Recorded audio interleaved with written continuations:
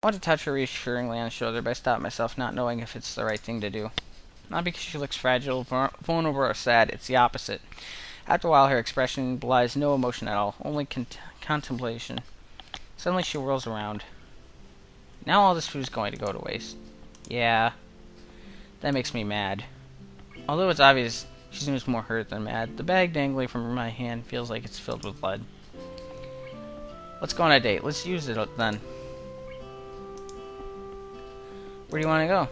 I don't know. The roof? It's my favorite spot. A wry smile appears on her face, disappearing just as quickly. On the roof, I immediately crack open the caviar, ignoring the derisive look from Shizune all the while. I end up putting it down immediately. Where are the toast points? I didn't make any. Like I told you, I bought everything. Not toast points, though. Why is it important anyway? They don't sell it just toast points. That would be stupid. I bet they do. Maybe the store's for the exceptionally lazy, but not here. Why don't you use a tortilla chip? Tortilla chip is not the same. Yeah, caviar? Yeah. Then again, I don't really like caviar. I had it like once. It's not my thing. They're both triangles. Stop being such a princess. I don't know. I didn't know there was a proper way to eat caviar. This is the first I'm hearing of it. It's not the same thing at all. I can't be decadent like this. And anyway, how can she not know? She lives in a huge mansion. She soon takes the opportunity to scoop half of the tin onto a single chip in the meantime. Hey! I'm sure it doesn't even taste good like that. Like this. I was right the first time, damn it. Stupid mind. There's too much food here for two people because we can't communicate with each other while we eat. Both Shizune and I have a lot of time to sit in silence and think about the fact that Misha, the person she set all this up for, isn't here. It's annoying that she isn't here. I can't even enjoy my meal like this. I stare at the paper cup next to her, still half full of juice. I thought you didn't want all this food to go to waste. I wanted Misha to be here too. That was the whole point. I wasn't able to accomplish what I wanted to, so it doesn't taste good. You should eat it. Eat more. I want the fried things, though. You keep eating them all, even though you say they don't taste good. Fried things are always delicious. There is always an exception for them. You'll get fat. Oh, I wouldn't do that. I think you're being too aggressive. It's like I told you yesterday, I'm only trying to cheer her up. Yeah, but it seems more like you're planning a military campaign. I'm only trying to take it seriously. And this is the only way I know how to do it seriously. I feel so powerless. I hate it. I can't even yell at her, too, even though I want to. Yelling's for serious occasions, right? Yeah. You should yell at Misha for me. You can tell her that I want her to stop being so down, even if she feels sad and alone. It's no reason to stay gloomy forever. Why don't you? I already did. Over a game of dice. Over to be exact. I won 5 times. Only the two of them would take so much pride in winning games of pure chance. Then I tried to talk to her, but it didn't go so well, obviously. Well, so did I. I tried and failed. My goal has always been to do everything better, though. Yeah, your one-upmanship is really something. But I failed too. That's why I want your help. I don't understand what I'm supposed to do anymore. For someone like Shizune, who has only ever interacted with the world by locking horns with every obstacle in her path, understanding only goes so far. I want to tell her that she doesn't have to worry, that she is great at cheering people up, because she managed to cheer me up my first week here. In retrospect, I must be looking like kind of a dick, being in such a sour mood from the moment I came here, even though I don't think I was being unreasonable. Even having months to digest it, finding out that you have a heart defect like I did is hard to deal with. I'd had much less time. I think they could have taken that second ad. I had much less time. I had, something had much less time to mull over. Suddenly being transferred to Yamakuwa on top of that. Spending the festival with Shizune really helped me out of a rut. I was happy, enough to forget that the entire time it felt like as if she was manipulating me. I understand now that I'm allowed myself to be manipulated. Even though I felt like I was at the bottom of the world, I still wanted to have a normal life again. I'm sure because I enjoy what I have now, I think it might be the same for everyone, including Misha. Everyone wants someone theirs to pull them up out of their self-pity. It's just that Misha always wanted Shizune to be that person. But because they can't be together, I think Misha feels that she can't accept Shizune's hand. And that frustrates Shizune. But if she could cheer up a stranger like me, then she'll die trying with Misha. I can see in her eyes, too. Though she tries to treat it like any other problem in her life, Shizune cannot do that with Misha's depression. Her thought processes are entirely different, in some ways more careful, in some ways more reckless and frantic. She cares about that much more. I end up not saying anything, partially because I'm sitting next to her like this, just the two of us. It's pleasant enough in itself, so I don't want to interrupt the moment with a question, and partially for a more cowardly reason. I sort of think they weren't, but I don't know if her actions that day might not have been an afterthought or even a fluke, just a collection of coincidences. I don't know if that would change anything, but I'm uncomfortable thinking about it. The fence behind me trembles slightly, and I turn to see that it's because Shizune has fallen asleep leaning against it. Considering she was up all night, it's not surprising. Where does all this motivation come from? Not just in regards to Misha. I'm cynical, so it's hard for me to just accept that anyone can simply be that strong. My first thought was that maybe it's because she hates herself. It's very plausible. Leaning against her, I feel sad knowing that might be the case. It could be that we're similar in that we both want to be better people.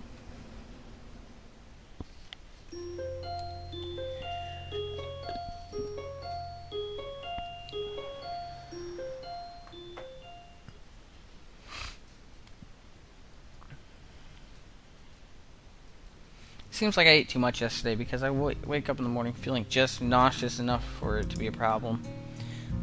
I really can't postpone going into town for shopping though, so despite wanting to roll over and sleep it away, I force myself to get up and dress instead.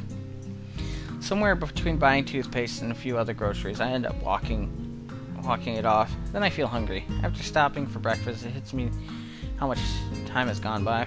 I hadn't expected to be out this long at all. I'm not even sure if I bothered to lock my door. I should really get back. What the? What's Sadaki doing here? When I get back to the dorm, I see Sadaki standing in front of my room from the entrance. I can think of a few things more unexpected, and I can't help thinking I might have a heart attack just from the surprise. Fortunately, it doesn't happen.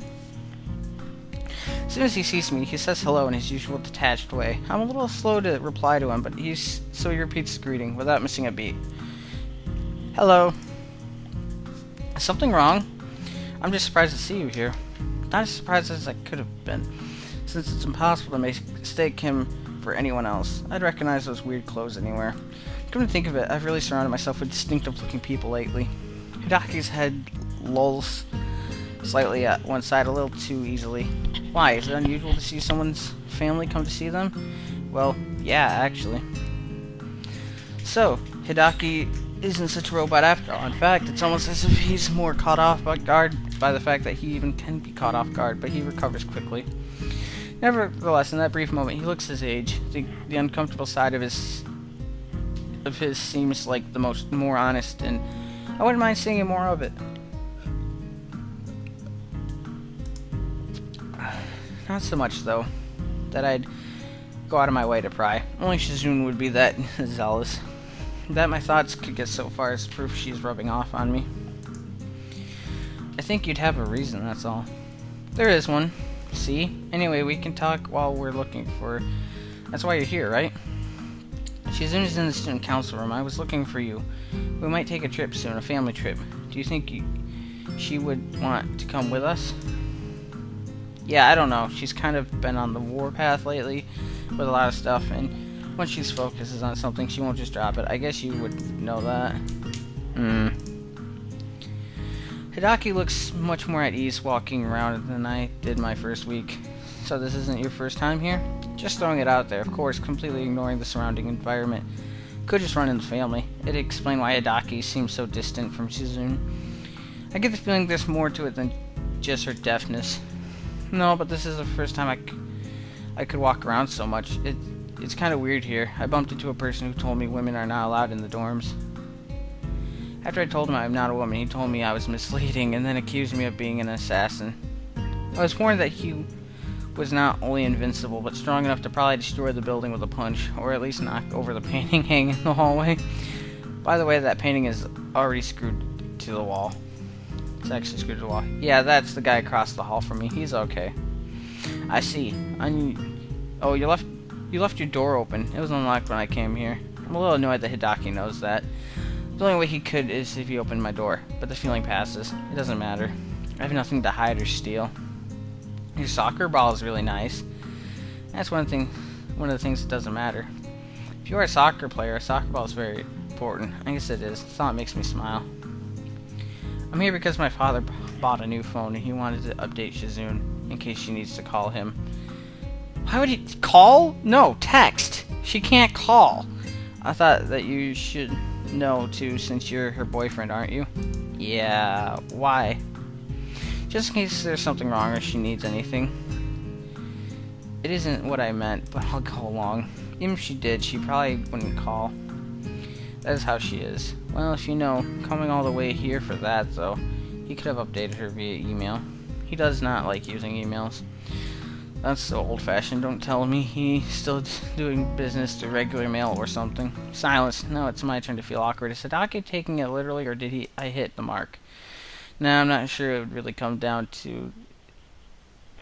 I'm not sure that what it really comes down to is that he does want to see his daughter and stay in contact with her. In the end, they are still family after all, even though they play at being at each other's throat. Son of a bitch! Why would you bring a sword to a school? The door to the student council room is open. Hidaki and I walk in on Jigoro in mid-rant. He sees us, but decides that it's nothing worth stopping rambling at Shizune over. This is really shaking my faith in my previous assumption. When I was in the student council, our room was smaller, colder too, like working out of a meat locker. Jigoro! I like his name. He's a dick. Not like you spoiled kids. What a waste. Sitting here in your giant room doing nothing. Aren't there only 3 of you? That makes having so many desks in here seem like an unnecessary display of mindless decadence. Appalling.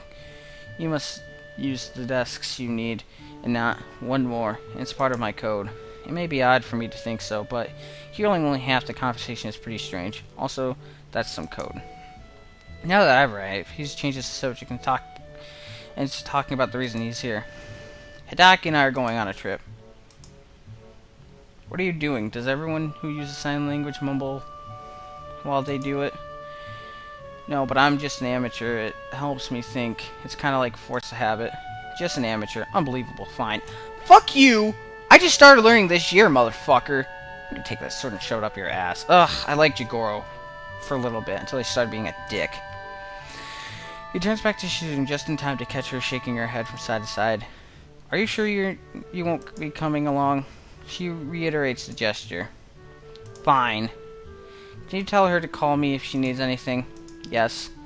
I really think sending an email would have been easier, though. I'm not going to read emails on my phone. She won't speak.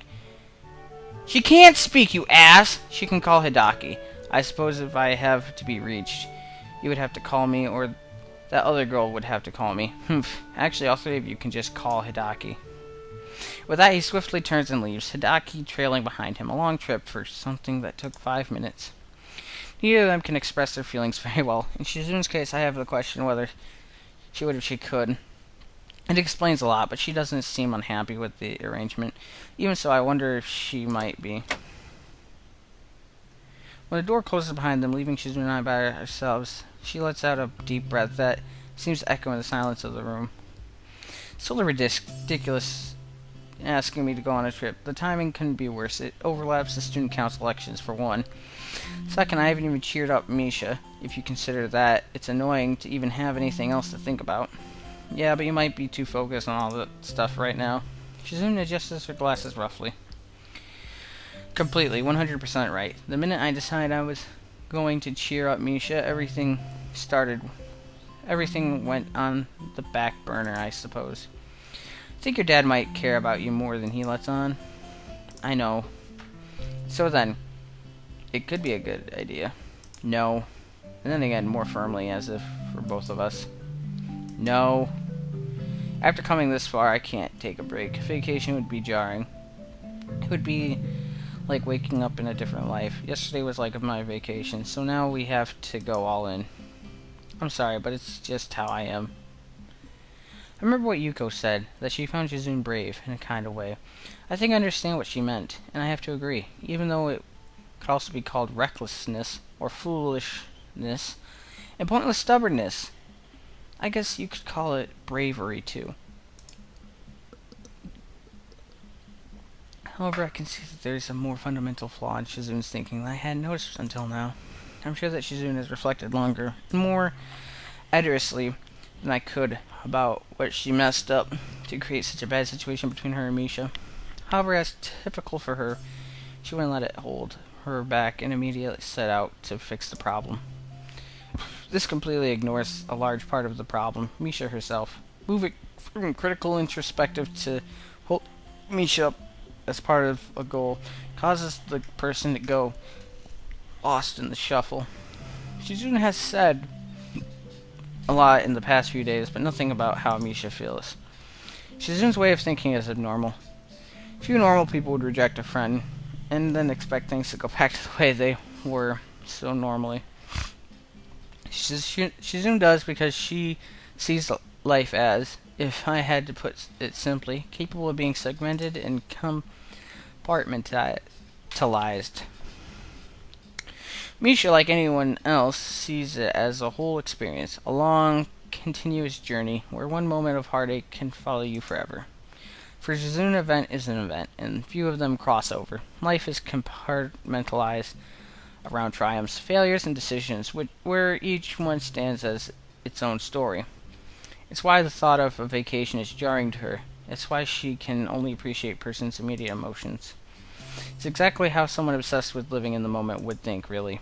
Likewise, Shizune can see Misha as a friend, but I doubt that she would ever thought of Misha as anything more until recently, or question anything about her. Misha is Misha would be enough for her, even if to Misha it would be unbelievably stifling. Shizune is just Shizune to herself. It's likely she doesn't even think about the after effects of her actions in the long term, as long as they stir up other people's lives too. To Misha, though, I'm sure it made her seem almost heroic, like Yuko admiring her bravery, even myself. And Shizune's thoughts on that sentiment are that it was good she could touch someone's life, but it ends there. It's easy to captivate, much harder to nurture. On to the next thing. Thinking of life in terms of almost completely isolated events has a tendency to isolate a person too. Though she's trying to remedy it now, the point remains. There is simply no way Shizune could have avoided hurting Misha. Her emotional investment in Shizune was something Shizune couldn't account for.